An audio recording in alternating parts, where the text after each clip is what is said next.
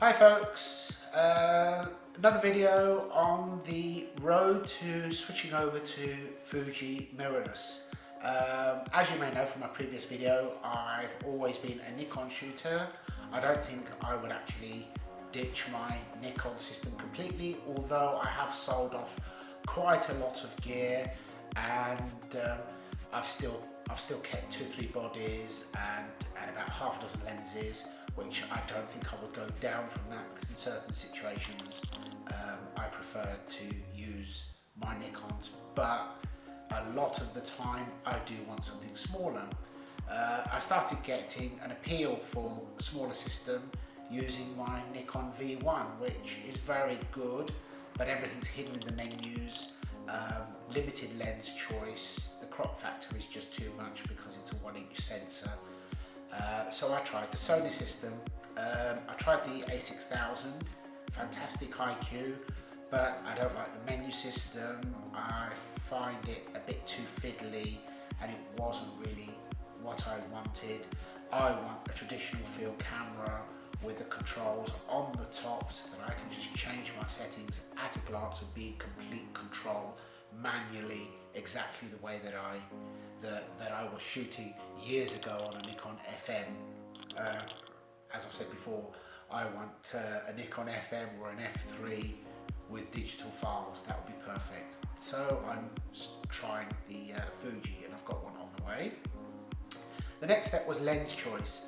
With Sony, you're limited on lenses. You have a few reasonable but not brilliant lenses at the low end, and then you have these super ridiculously overpriced, oversized lenses at the top end, which again is not what I want. Whilst I do like a fast standard zoom, I'm more of a prime shooter. I prefer 2 bodies with a wide fast prime and a medium fast prime. That works for me, or perhaps a standard zoom and then another lens on a different body. So we get into lens choice. As I've detailed in a previous video about having a lens strategy, it is important to actually buy lenses to a strategy rather than just buy randomly. Myself, I feel that for me what works is to work in double focal lengths. In this case, I'll be looking at a 12, then a 23, plus a 56 possibly, and a standard zoom. Now, although I do like the Fuji 16 1.4, for where I would use that, or would want to use that, it's not quite wide enough. So I've opted to go for the Samyang 12mm f2. I did try that lens on my Sony and I absolutely love it. And while it's not quite up to the standard of some of its more expensive counterparts, it's a third, if not a quarter of the price, and it is up there in terms of image quality. Only no differences that you would see in real life shooting, only under direct comparison under the microscope, magnified 200%, shooting at test charts, which is not what I'm interested in anymore. In fact, on the contrary, I've began with mirrorless and with a focus peaking that has allowed me to start using older lenses, certainly for portrait photography. I've now actually swung in favour of using older lenses. So for portrait shoots with adapters, I now like to use my Nikon 50mm 1.4 AIS, the legendary Minolta 58mm f1.4. I've got a Helios 58mm on the way, which floored with its swirling bokeh. These are lenses of character rather than just the clinical portrait lenses that are available nowadays. That's not to say that I won't be buying the Fuji 56 1.2, because it is an amazing lens, and where I would use it I would want that quality and of course the autofocus. So I won't be going for the 16mm, I'll be going for the 12mm Samyang, possibly the 8mm fisheye as well. Then that leaves me, my next in-between lens will be the 23mm. I have been dithering between the f2 and the 1.4. Part of me wants the 1.4 because I love what I could do with it.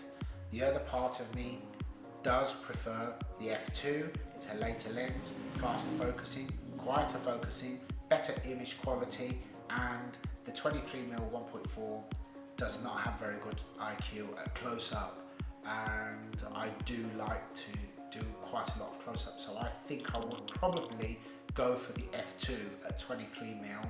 Also, because a lot of the images that I would be shooting at that focal range would not really be the shots that I would want to be shooting at 1.4. They would probably be environmental shots or group shots, and I wouldn't want to do those at 1.4. I would want to do them at 2.8 or f4 or whatever. So f2 is fast enough, but it wins on size and image quality, and the auto-focusing as well. When I'm going beyond that to the 56, then of course I want the best and the fastest, because that is what I would be using for portraits. That is what I would be often shooting at 1.2, 1.4, 1.8. So those are my three lenses, the 12, 23, 56, that covers what I would want in that range. But I will also, or I've also ordered the 18 to 55. For me, I think that lens is brilliant. Although the 16 to 55 does beat it slightly, not by a great margin, only slightly, it's much bigger and heavier, and I don't really need that, because if I'm going to shoot a wedding, I'll probably have two bodies, and I would have the 23 on one body and the 56 on another body, because the faster speed and the lower weight of the prime, which is what I would prefer, would work better for me. That's not to say that I wouldn't use a standard zoom if necessary, but I do like two fast primes. And yes, in that situation, I would be thinking to myself, do I want the 1.4 or not? I'll see how I get on. But basically that's my lens choice, so I'm going for 12, 23, 56 and a standard zoom. I am tempted to try some of these strange cheap lenses that have come out from 7 Artisans. They make a 23mm and they make a 35mm 1.2. They're very, very cheap. The image quality is quite good, although they do have some strange characteristics which I actually would love to try for personal use. And I would like the pleasure of a completely manual focus lens that has got its own characteristics, that's quirky, to actually add something interesting back to my photography, which has become, over the last few years, just too clinical, because it's all just been about edge to edge sharpness, and it's not been about character.